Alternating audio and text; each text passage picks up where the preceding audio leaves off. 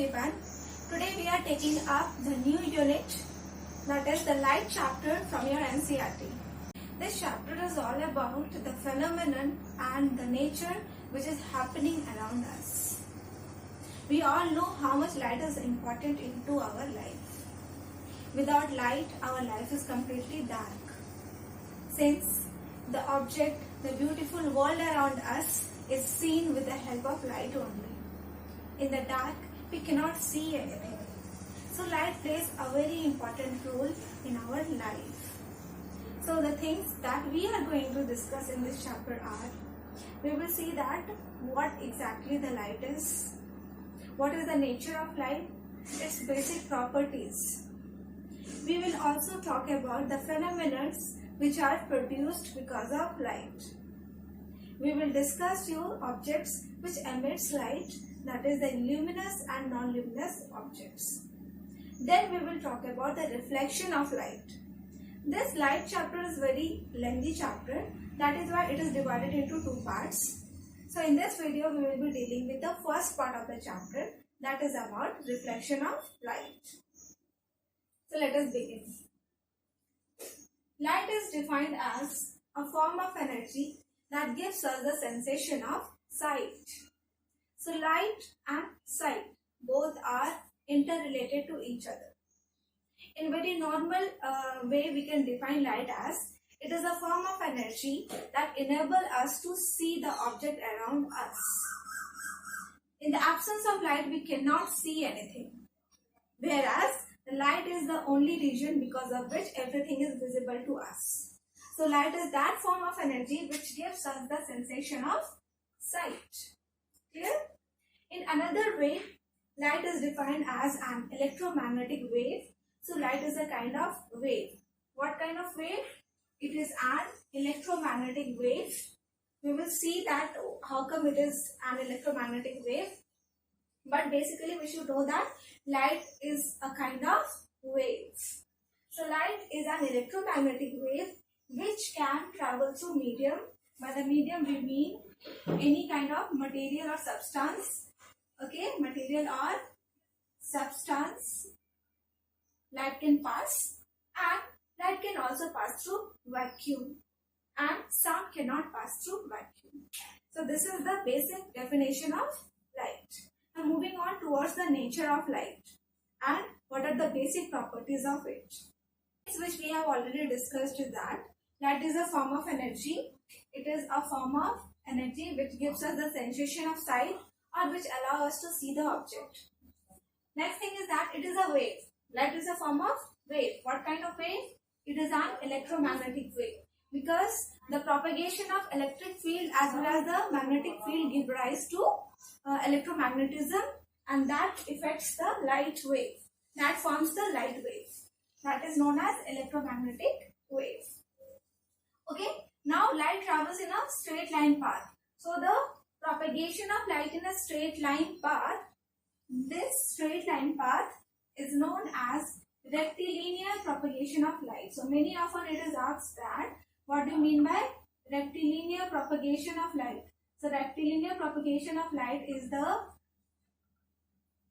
motion of light, is the propagation of light in a straight line path. So this is rectilinear propagation of light. And the speed of light is 3 into 10 to the power 8 meter per second. Speed of light is denoted by c. So c is equal to 3 into 10 to the power 8 meter per second. This is the speed of light. Okay. So this is all about the nature of light. Now coming to the types of object. Okay. So right now we are talking about types of object. We have broadly two kinds of objects, that is luminous and non-luminous object. Luminous and non-luminous object.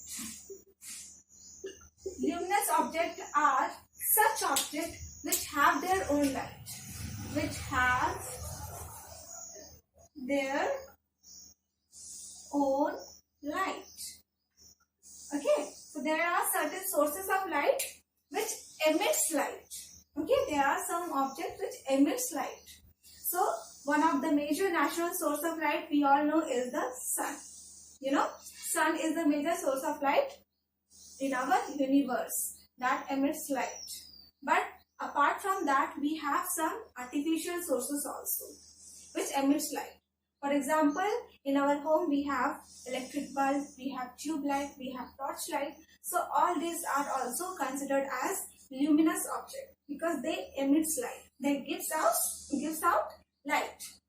Okay, so these are the luminous objects which have their own light, It gives us light. So these are also categorized as, classified as two kinds, like natural luminous object or artificial.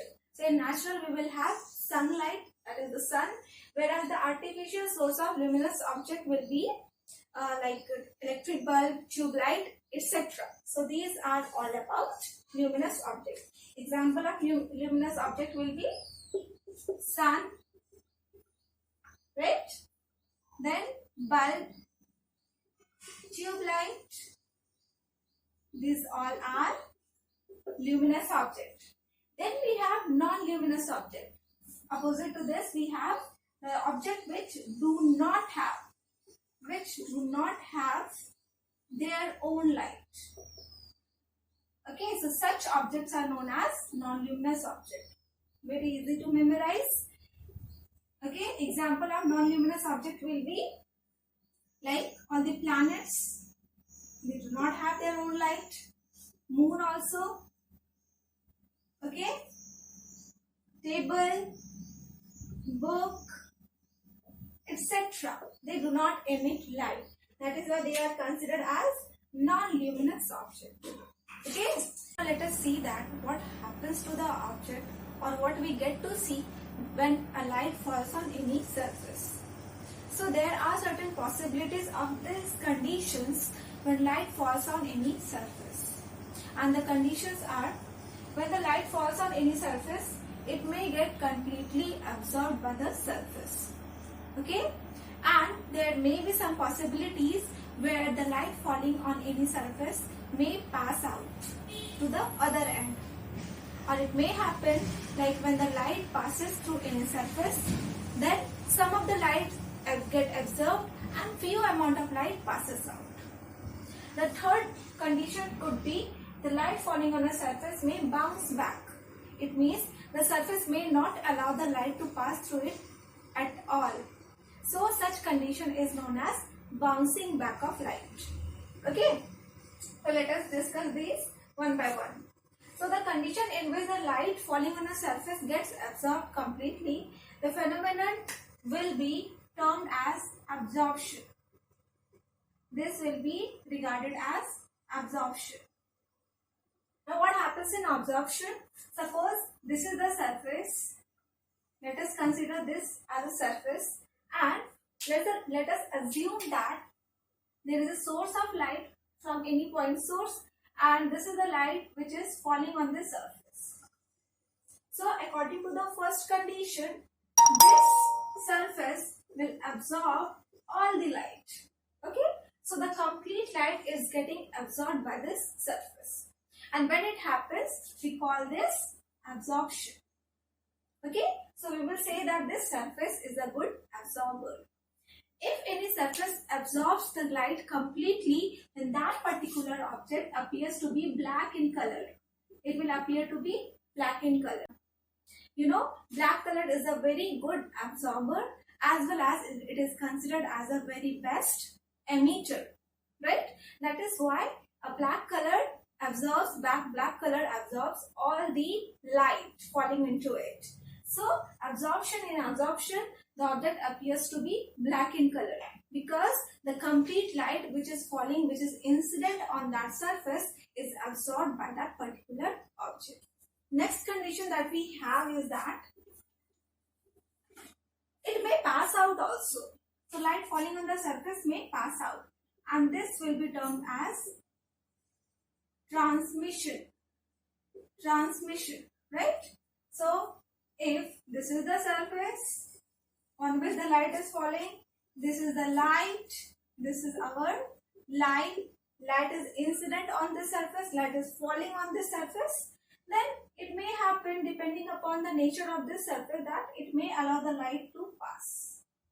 Okay, from this surface, this is our interface of this surface, and the surface is allowing the light to pass through it.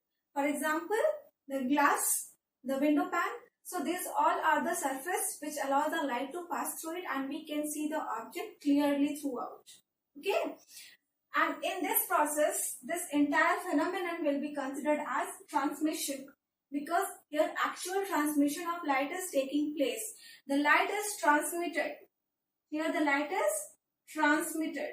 Okay, and this phenomenon is known as transmission. Clear? Now, the object which allows the light to pass through them completely, those objects are considered as transparent object. What kind of object? Transparent object. So, transmission is only possible through transparent object.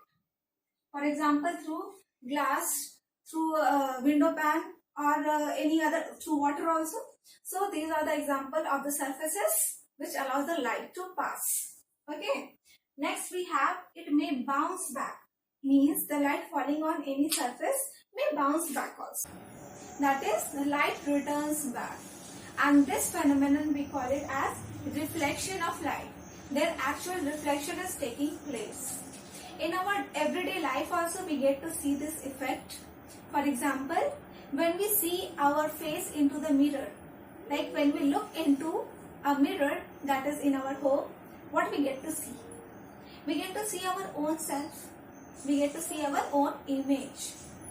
How is that possible? Because their actual reflection is taking place. Due to reflection of light, we get to see our own image on the surface of the mirror. Now, what are the conditions on which the reflection will take place? That depends upon the material of the surface. The surface onto which the light is falling, it should be highly polished, it should be plain surface, and it should be very, very smooth.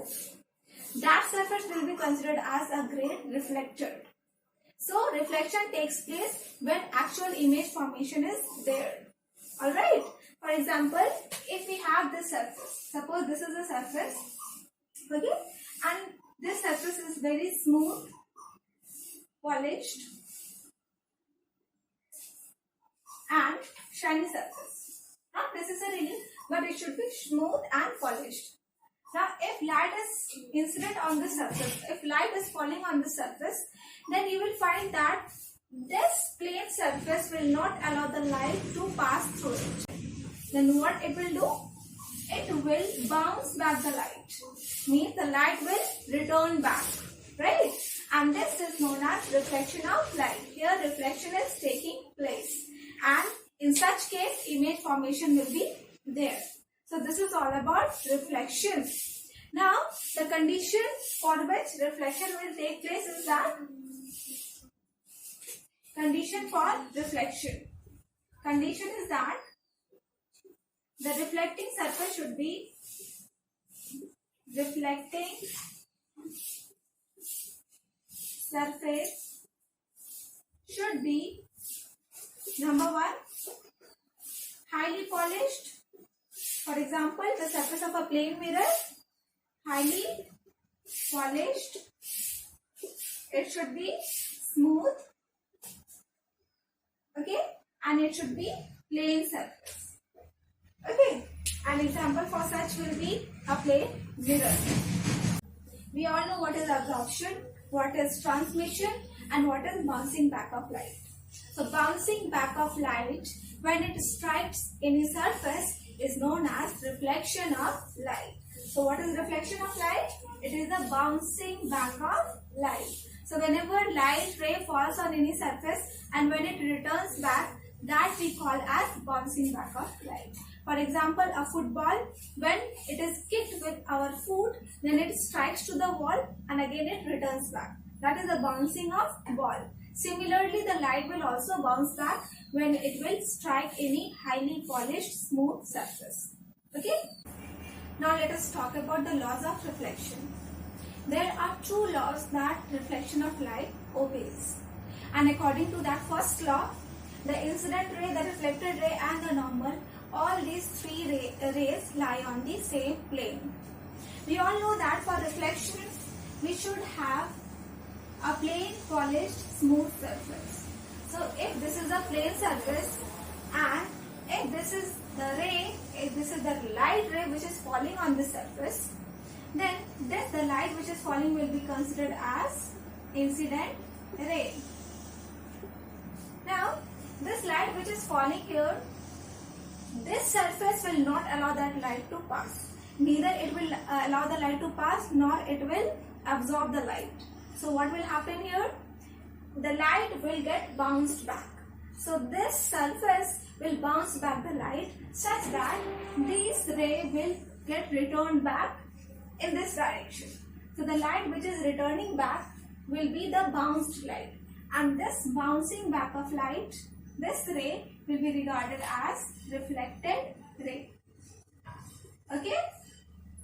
Now we have normal.